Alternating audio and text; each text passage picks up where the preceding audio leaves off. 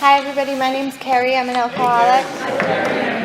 I do have experience with these steps as they're laid out in the big book with the help of a loving sponsor, a loving God, many meetings like this. I continue to work on my amends list, and I practice the principles of all the steps in my life on a daily basis. I'm grateful to be here with all of you this morning. Thank you for being here for me. Joe, thank you for asking me to speak. Just a little bit about, to start, how I got here and in relation to this step. You know, when I got to Alcoholics Anonymous, the only hope, prayer, wish, or dream I had was that I wouldn't wake up in the morning, because living the life that I was living had gotten so painful that I thought that was the only way out. And my story is a series of being stuck in a cycle of psych wards as a result of suicide attempts and suicide threats. Every 3 to 6 months I'd find myself in a psych hospital, usually saying I have a relationship problem and not able to admit that I had a problem with alcohol.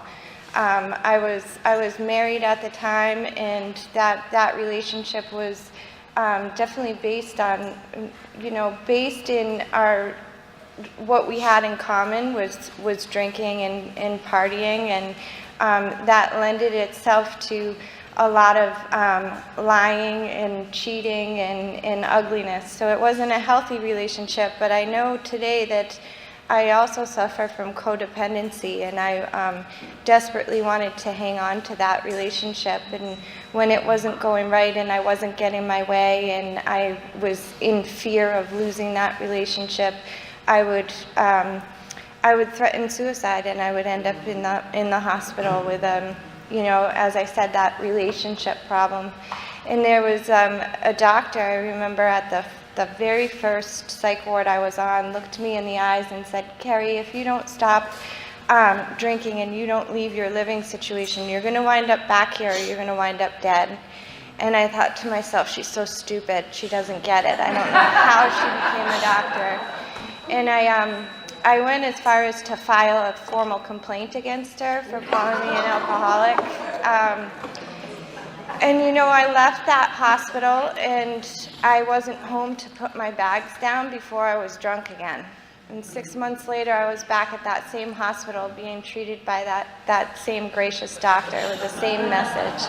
The message never changed. And I had to come to a place of understanding and acceptance and surrender that, yes, I do have a problem with alcohol.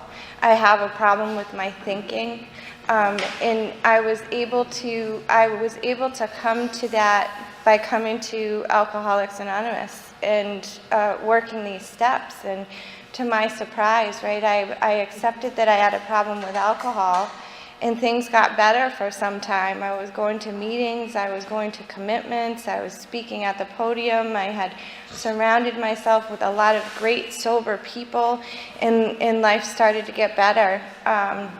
But I was still restless, irritable, and discontent. I had put down the alcohol, but I hadn't done anything about my thinking. And I can remember about a year sober thinking, this is it. I'm just going to go to work and go to meetings, and that's what life is going to be about. And I was discontent. And God blessed me with a group of people who were really diving into the big book and working these steps. And so I started that journey, and I was able to accept through that journey that I also have a thinking problem, that my reaction to life is not normal. I found that I was a young woman who had no coping skills. I was not able to pray or pause or give things to God, because I wasn't able to identify my emotions. I didn't know which way was up and which way was down. I only knew that I was sad.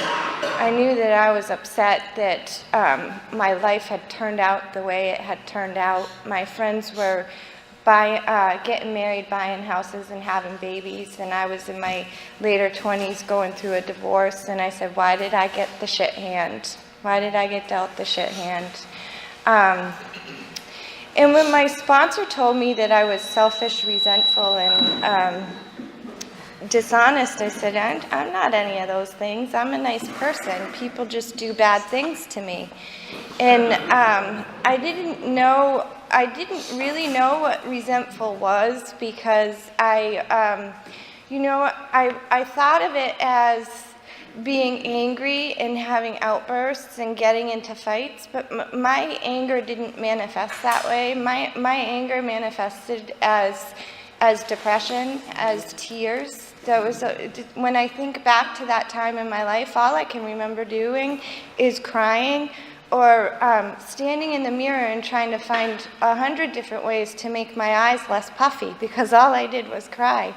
And now I know that was my resentment turned inward.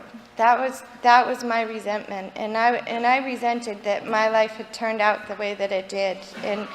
And as I worked a 4-step and a 5th step with my sponsor, I started to understand my feelings, and I started to understand my behaviors, and I started to understand that my reaction to life was not normal, and I didn't have the right coping skills to deal with life on life's terms.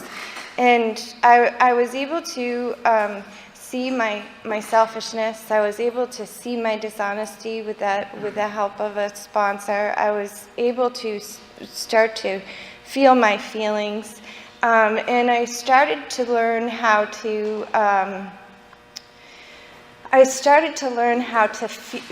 feel those. So oftentimes I describe, when we talk about my will, when I talk about my will and God's will, I through this process would feel like, I don't know, like, what's God's will? I have no idea.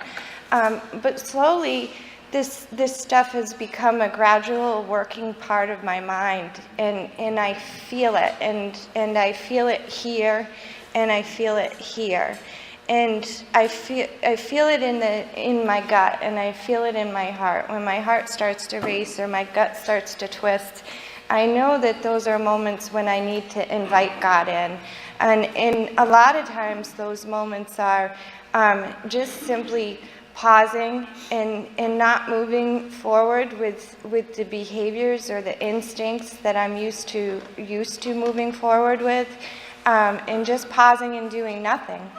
I also, when I think about the 11th step, I think it's important to really, for me, to understand the difference between my will and God's will. And a woman at a meeting shared with me once that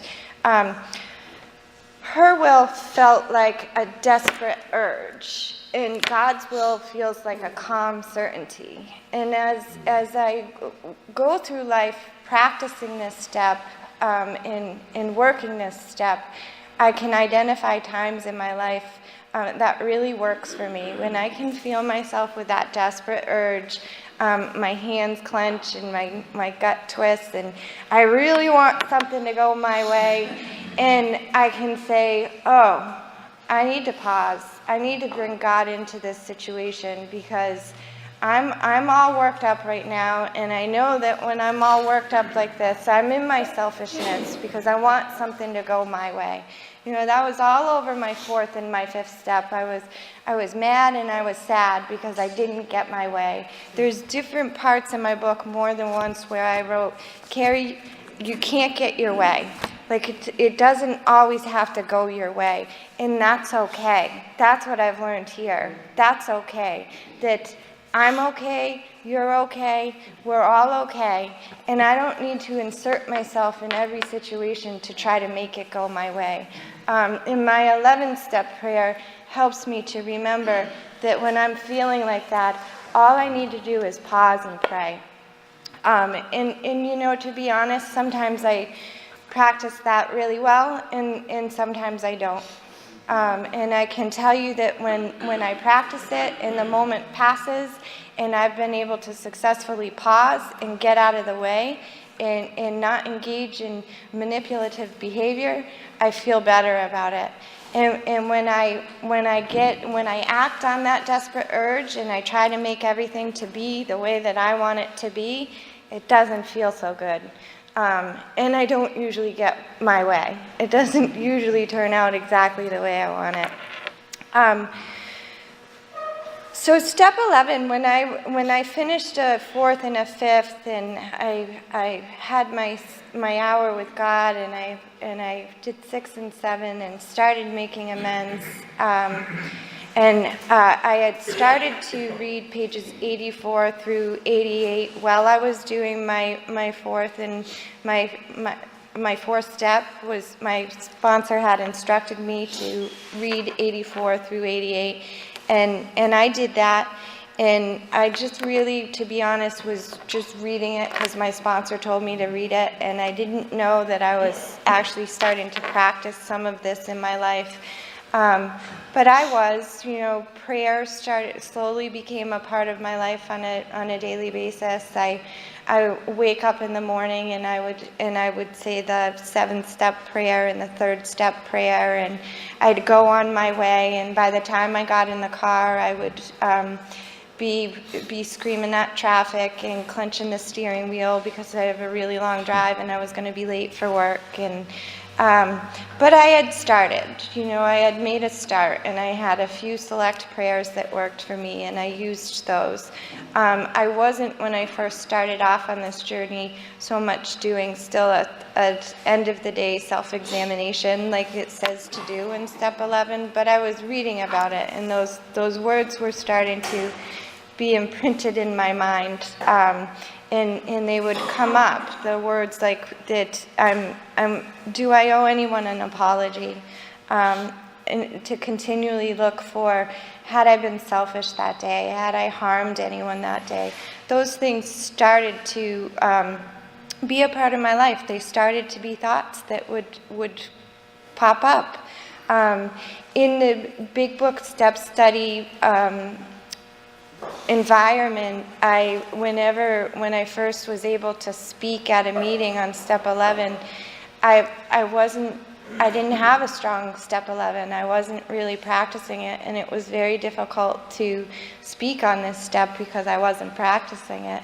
And but I was listening, and I was soaking up what everyone said in the room. And to be honest, I got quite overwhelmed because I thought that I had to say every single prayer that each and every one of you are saying each day. I had to read all the books that you were reading, and I had to practice all the different forms of meditation that you can practice.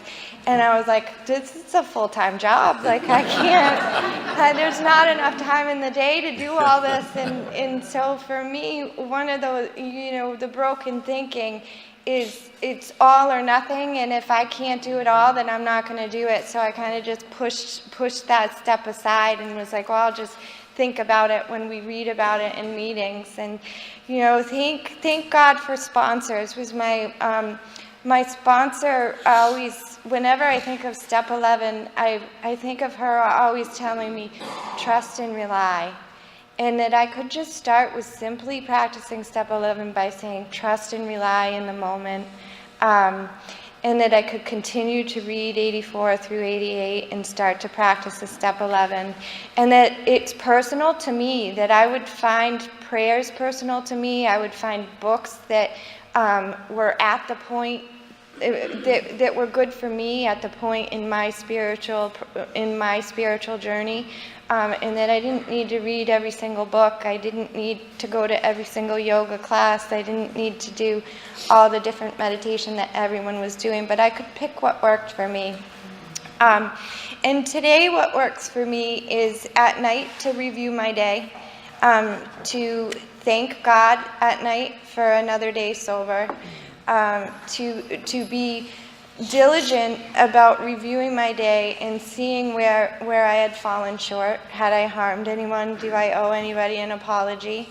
And in the morning to invite God in, and continually through the day to invite God in, to pause when I'm agitated, like the reading today said.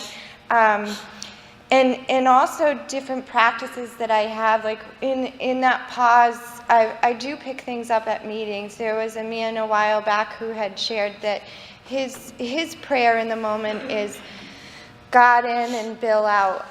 So I practice that mantra when I'm feeling that desperate urge that I described to all of you. I breathe God in and I breathe Kerri out, and I breathe God in and I breathe whatever shortcoming that I might be engaging in at that time. So breathe Kerri in, breathe God in, breathe gossip out, breathe selfishness out.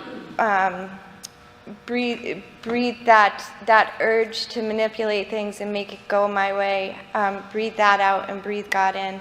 And I find that when I'm able to do that in the moment, there's just a calmness that I get from that. Another practice that I have for my meditation is listen. I have a spiritual mindfulness app that I can just anytime I want put a 5-minute meditation on and just like step back. For me, it's stepping back and getting out of my own way and trying to calm myself. In the car when I'm driving to work, I had said how I can say my prayers in the morning and get in the car, and then my mind can start turning about what the day is going to be. And I very quickly, like the reading directs us to do, to search for strength and direction in the day. I can do that first thing in the morning before I leave the house, and then very quickly I'm already reverting back to how am I going to manage the day? How am I going to manage the day? How am I going to get everything that I need to get done? And how am I going to get everybody in my life to do what I need them to do so that the day can go the way I want it to go? And I have found that turning on some music, that I have a playlist of music. I labeled it my calm playlist, and when I find myself in that space in my head on my long commute, I turn that music on, and it calms me. It helps me step back. It helps me stay out of the way.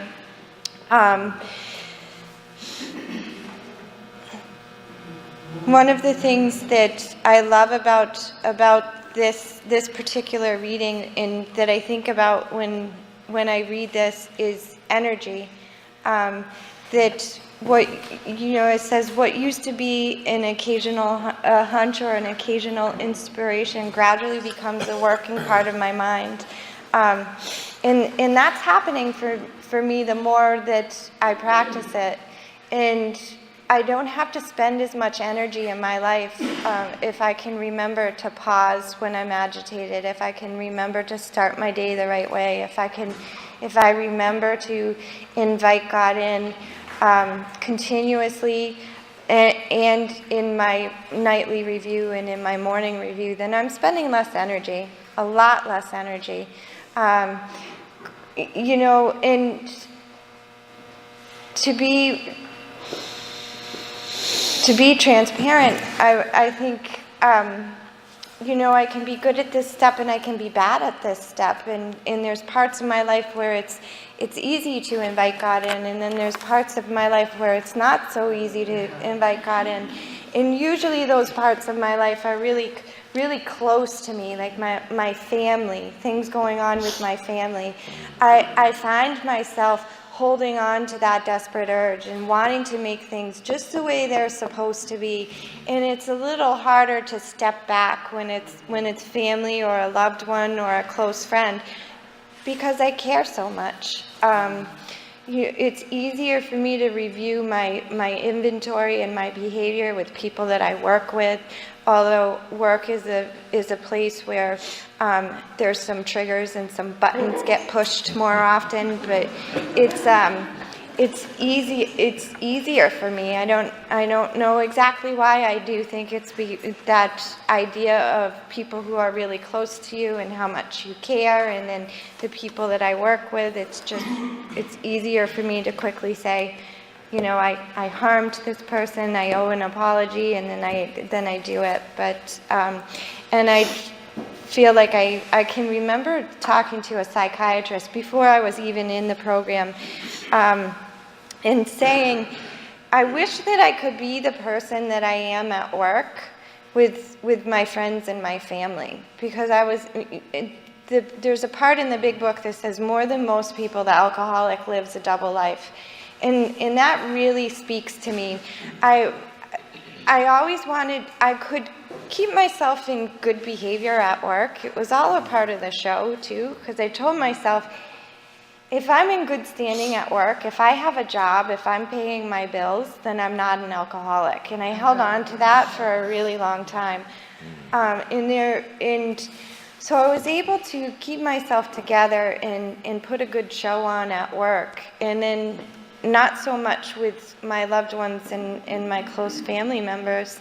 And it speaks true still today in my recovery, just with recovery that I can. It's easier at work, but it's not as easy with my family. So I continue to try to practice these spiritual principles and apply them to all parts of my life, not just one part of my life.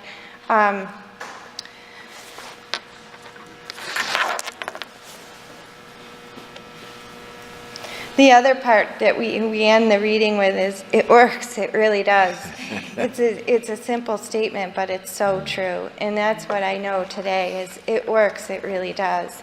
And I only know that because I practice it, and I needed, the proof is in the pudding, right? So I had to practice it to see results. And now I can sit here with all of you and say, that's true, it really does work. And today I have a choice. I have a choice to practice any of the principles of the steps on a daily basis.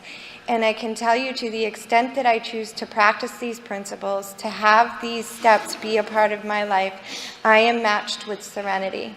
And the greatest gift that I've gotten from this program is a sense of peace that no matter what's going on in my life, I'm going to be okay. Every single time I say that at a meeting, I get the chills. I never thought that was a possibility in my life. And I hope that for every single person in this room. And thank you for listening to me.